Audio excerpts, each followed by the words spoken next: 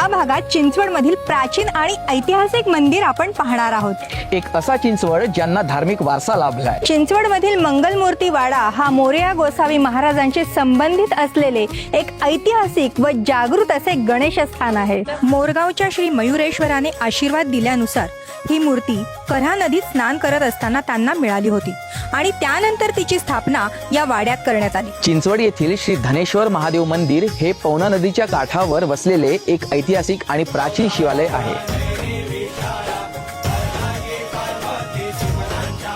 महासाधू श्री मोरया गोसावी यांनी याच पवित्र मंदिरात बसून दीर्घकाळ ध्यानधारणा आणि तपश्चर्या केली होती।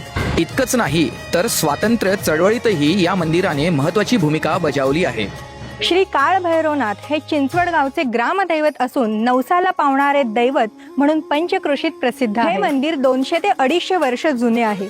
दुमजली असलेल्या या मंदिराच्या प्रवेशद्वारावर दगडी कमान आहे। हे मंदिर जाड भेंडांच्या भिंती आणि लाकडी नक्षीदार खांब असलेल्या ओवऱ्यांनी बनलेले आहे। पिंपरी चिंचवड भागातील बहुतांश ग्रामदैवताच्या मंदिरांना कळस नसतो, हेच या मंदिराचं मुख्य वैशिष्ट्य आहे। शिवकाळ आणि पेशवाईच्या काळात युद्धासाठी किंवा मोहिमेवर निघण्यापूर्वी अनेक सरदार आणि मावळे या मंदिरात येऊन आशीर्वाद घेत असत। छत्रपती शिवाजी महाराज जी तलवार वापरायचे ती धोप तलवार कधी पाहिली आहे का? मावळ्यांनी वापरलेल्या शिवकालीन खऱ्या तलवारी बघायच्या असतील तर चिंचवड येथील राजवारसाला नक्की भेट द्या। आवडल्यास आपल्या चिंचवडकरांना नक्की शेअर करा आणि चिंचवड पार्ट 3 साठी नक्की फॉलो करा।